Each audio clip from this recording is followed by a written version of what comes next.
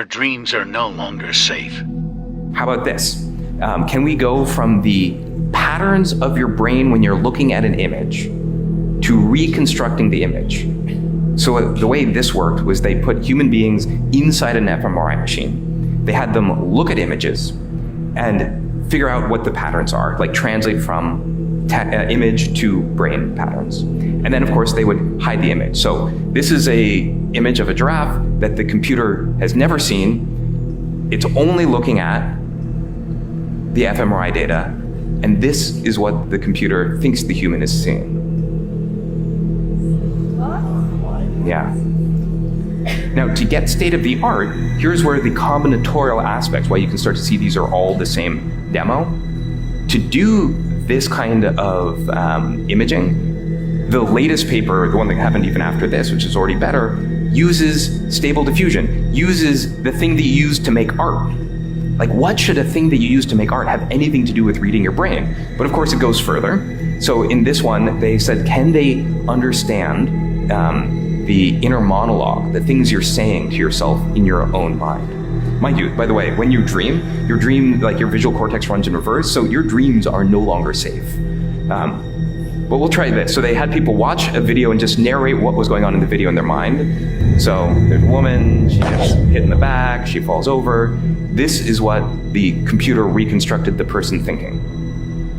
See a girl, looks just like me, get hit in the back, and then she is knocked off. So our thoughts, are starting to be decoded. Yeah, just think about what this means for authoritarian states, for instance.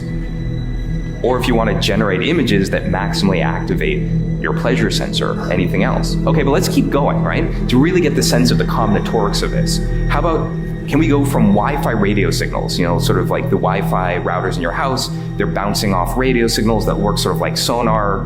Can you go from that to where human beings are to images? So what they did is they had a camera looking at a space with people in it. That's sort of like coming in from one eye. The other eye is the radio signals, so sonar from the Wi-Fi router. And they just learned to predict, this is where the human beings are. Then they took away the camera. So all the AI had was the language of radio signals bouncing around a room. And this is what they're able to reconstruct. Real-time 3D pose estimation, right?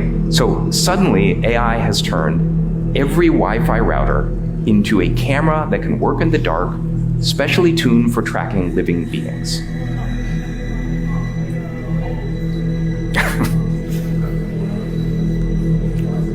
But, luckily, that would require hacking Wi-Fi routers to be able to do something with that. But how about this? Computer code, that's just a type of language.